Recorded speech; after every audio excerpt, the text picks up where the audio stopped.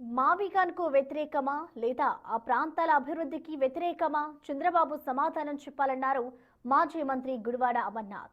అవినీతికి చట్టబద్ధత చేయడం కోసమే రాజధాని తీర్మానం చేశారన్న అమర్నాథ్ వ్యాఖ్యలకు కౌంటర్ ఇచ్చారు. శాసనమండలి చీఫ్ విప్ పంచుమర్తి అనురాధ తండ్రి అధికారాన్ని అడ్డం పెట్టుకుని రాష్ట్రాన్ని దోచుకున్న జగన్ అసలైన దోపిడీదారుడన్నారు. వైసీపీకి రాజధానిపై స్పష్టమైన విజన్ లేదని విమర్శించారు.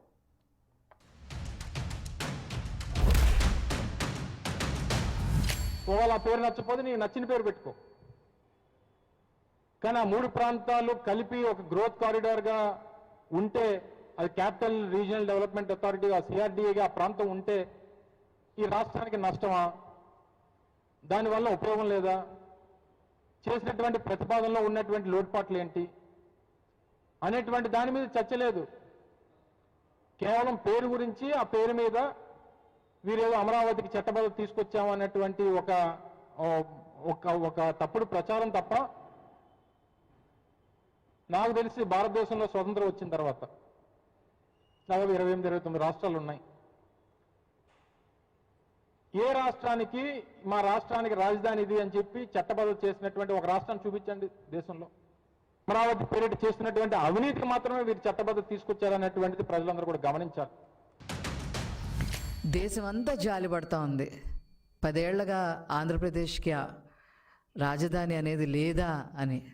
అది పార్లమెంట్ సాక్షిగా ఉట్టిపడింది. ఆయా రాష్ట్రాల పార్లమెంట్ సభ్యులు కూడా మాట్లాడటం జరిగింది. నీకు జాలి లేదు కదా, దాన్ని ఎట్లా నరుకుదామా అని చెప్పి చూస్తావా? నీ పేటీఎం బ్యాచ్తో రోజుకొకరితో మాట్లాడిస్తావా? నీకు పేరు లేదు, నీ అయ్యకి పేరు లేదు, నీ కుటుంబానికి పేరు లేదు.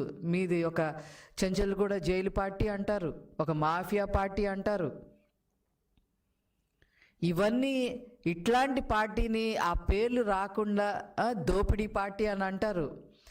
ఆ పేర్లని ఎలా తుడుచుకోవాలనే ఆలోచన విధానం లేకుండా ఈరోజు 5 కోట్ల ప్రజల యొక్క ఆకాంక్ష, 5 కోట్ల ప్రజల యొక్క కళ మన రాజధాని అమరావతిని కూడా కళ్ళు పొడిసేసేలాగా మాట్లాడటం నీకొక్కడికే చెల్లుబాటైంది.